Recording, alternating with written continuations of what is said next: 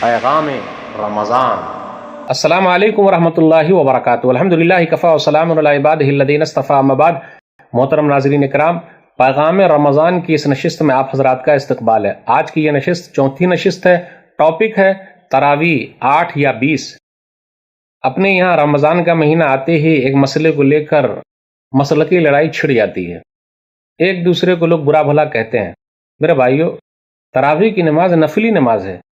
لڑائی جھگڑا کرنا صحیح ہے کیا؟ ایک دوسرے کی عزت کرنا، احترام کرنا بہت ضروری ہے۔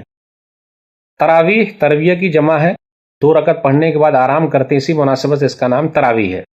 رمضان اور غیر رمضان میں جو نماز پڑھی جاتی ہے اسی کو تہجد کہتے ہیں، قیام اللیل کہتے ہیں، اور رمضان میں اسی کو تراویح کہتے ہیں۔ تو اصل ہے قیام اللیل، رات کی نماز۔ تو چاہے رمضان میں آپ اس کو قیام اللیل کہہ لیں، تہجد کہہ لیں، تراویح کہہ لیں، چلتا ہے، لیکن لڑائی جھگڑا مت کیجیے۔ اس کی بڑی فضیلت ہے۔ صحیح بخاری کتاب صلاۃ التراویح، امام بخاری رحمۃ اللہ علیہ نے ایک کتاب ہی باندھ دیا ہے۔ کتاب نمبر 31، حدیث نمبر 2009 ابو ہریرہ رضی اللہ تعالیٰ عنہ بیان فرماتے ہیں، من قام رمضان ایمانا واحتسابا غفر له ما تقدم من ذنبه۔ جس نے رمضان میں قیام کیا، وہی رات میں قیام کرنا، ایمان رکھتے ہوئے اور ثواب کی امید سے، تو پچھلے جتنے گناہ ہیں، چھوٹے گناہ، اللہ معاف فرمائیں گے۔ نبی صلی اللہ علیہ وسلم رمضان اور غیر رمضان میں 11 رکعت پڑھا کرتے تھے۔ صحیح بخاری کتاب صلاۃ التراویح، کتاب نمبر 31، حدیث نمبر 2013، باب فضل من قام رمضان۔ ابو سلمہ بن عبد الرحمن بیان کرتے ہیں کہ عائشہ رضی اللہ تعالیٰ عنہ سے سوال کیا گیا، کیف کانت صلاۃ رسول اللہ صلی اللہ علیہ وسلم فی رمضان، کہ رسول اللہ صلی اللہ علیہ وسلم رمضان کے مہینے میں کیسے نماز پڑھتے، کتنی رکعت ہوتی؟ وہ کہتی ہے، ما کان رسول اللہ صلی اللہ علیہ وسلم یزید فی رمضان ولا فی غیرہ علی 11 رکعہ، کہ رسول اللہ صلی اللہ علیہ وسلم رمضان اور غیر رمضان میں 11 رکعت سے زیادہ نہیں پڑھتے تھے۔ یصلی 4 فلا تسأل عن حسنہن وطولہن، 4 رکعت پڑھتے، اتنی اچھی پڑھتے، اتنی لمبی پڑھتے، نہ پوچھو۔ ثم یصلی 4، پھر 4 پڑھتے، نہ پوچھو۔ فلا تسأل عن حسنہن وطولہن، کتنی اچھی پڑھتے اور کتنی لمبی پڑھتے اور نہ پوچھو۔ ثم یصلی 3، پھر 3 رکعت پڑھ لیتے۔ نبی صلی اللہ علیہ وسلم کیا 20 رکعت پڑھتے تھے؟ کہا جاتا ہے، روایت بیان کی جاتی ہے، لیکن یہ روایت صحیح نہیں ہے۔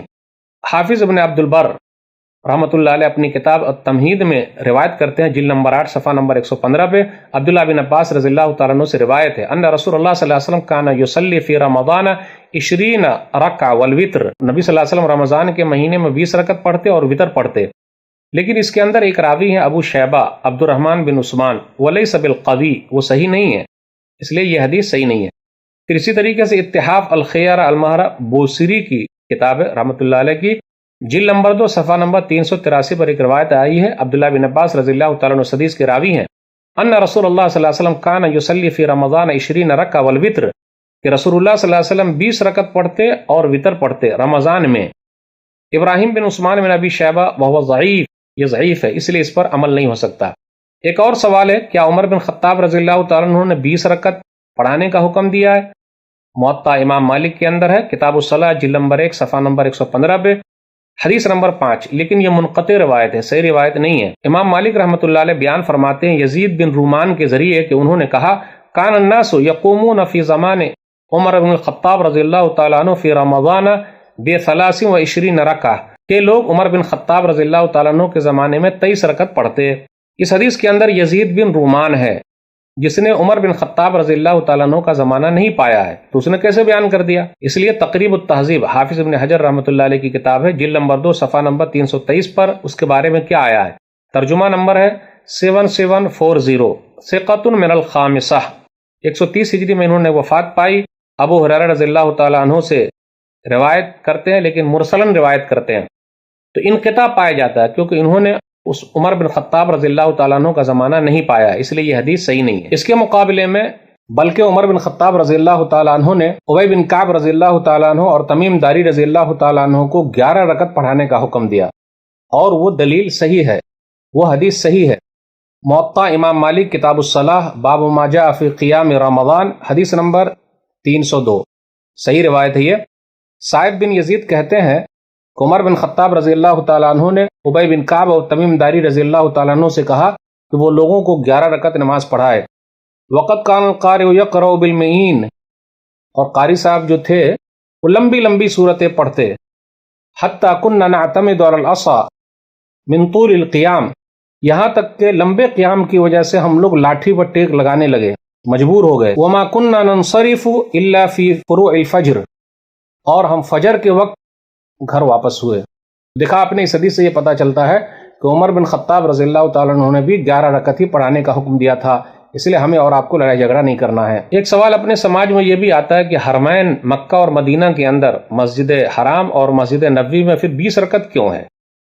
میرے بھائیو، اگر یہ سوال کریں گے تو بہت سارے سوالات اور ہمارے سامنے آ جائیں گے۔ اماموں کے نزدیک مکہ اور مدینہ کے اندر جو ہو رہا ہے وہ دلیل نہیں ہے۔ اللہ نہ کرے اگر مکہ اور مدینہ پر کسی اور کی حکومت آ جائے اور کوئی مسئلہ ہو جائے تو کچھ لوگ بولے کہ نمازی نہیں ہوگی، تو کیا ایسا چلے گا؟ جی نہیں۔ اور مکہ اور مدینہ کے اندر تو 2 امام پڑھاتے ہیں، 10-10 رکعت کر کے پڑھاتے ہیں، تو 2 امام کا اہتمام ہو اور آرام سے پڑھاتے ہیں، یعلمون تعلمون نہیں ہے۔ اپنے یہاں دیکھ لیجئے، جو لوگ یہ کہتے ہیں کہ مکہ اور مدینہ کے اندر ہے، حرمین میں ہے، وہ دلیل دیتے ہیں کہ تراویح تو وہاں بھی رکعت ہو رہی ہے، تو میرے بھائیو وہاں تو رفع دین بھی ہے، سینے پر ہاتھ باندھنا بھی ہے، سورہ فاتحہ بھی ہے، تو کیا یہ سنتیں ہمیں اور آپ کو نظر نہیں آتی؟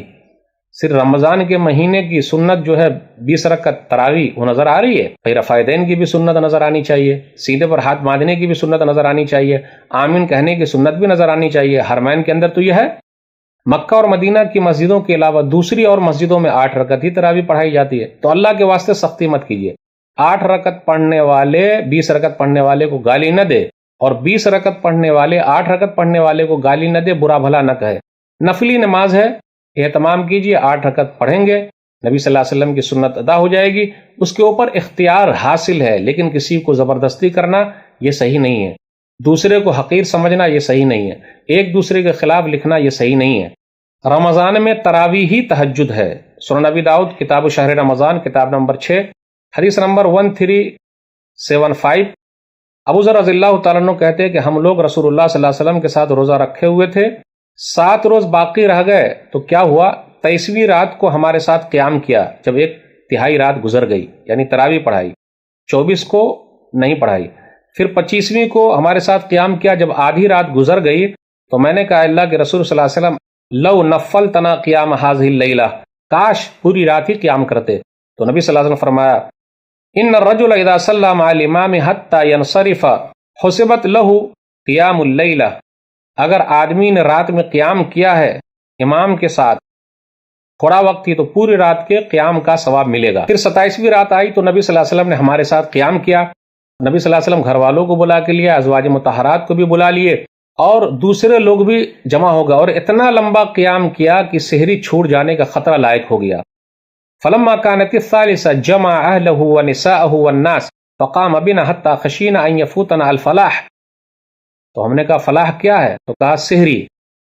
پھر اس کے بعد نبی صلی اللہ علیہ وسلم نے بقیہ اور دنوں میں قیام نہیں کیا۔ تو غور کریں، نبی صلی اللہ علیہ وسلم نے 3 دن صحابہ کرام کو تراویح کی نماز پڑھائی ہے، اس کا ثبوت ہے 23، 25 اور 27 کو۔ تو پھر یہ ان 3 دنوں میں تہجد کی نماز نبی صلی اللہ علیہ وسلم کب جا کر پڑھے ہیں؟ اس روایت پر یہ بھی غور کیجئے کہ صحابہ کرام نے کہا سحری چھوٹ جانے کا ڈر ہے، کہیں سحری نہ چھوٹ جائے، تو سحری چھوٹ جانے کا ڈر ہے، تو نبی صلی اللہ علیہ وسلم نے اس دن الگ سے تہجد کی نماز کب پڑھی؟ تو میرے بھائیو اللہ کے واسطے ایسا مت کیجئے۔ اس سے یہ پتا چلا نبی صلی اللہ علیہ وسلم رمضان اور غیر رمضان میں 8 رکعت پڑھا کرتے تھے اور 3 رکعت وتر، تو ہم اور آپ سختی نہ کریں، کوئی اگر زیادہ پڑھ رہا ہے تو برا بھلا نہ کہے، کوئی نہیں پڑھ رہا ہے تو ہم اور آپ اس کو بھی برا بھلا نہ کہیں۔ اللہ تعالی ہم سب کو کتاب و سنت پر چلنے کی توفیق دے، ایک دوسرے کے احترام کی توفیق دے، آمین۔ السلام علیکم ورحمۃ اللہ وبرکاتہ۔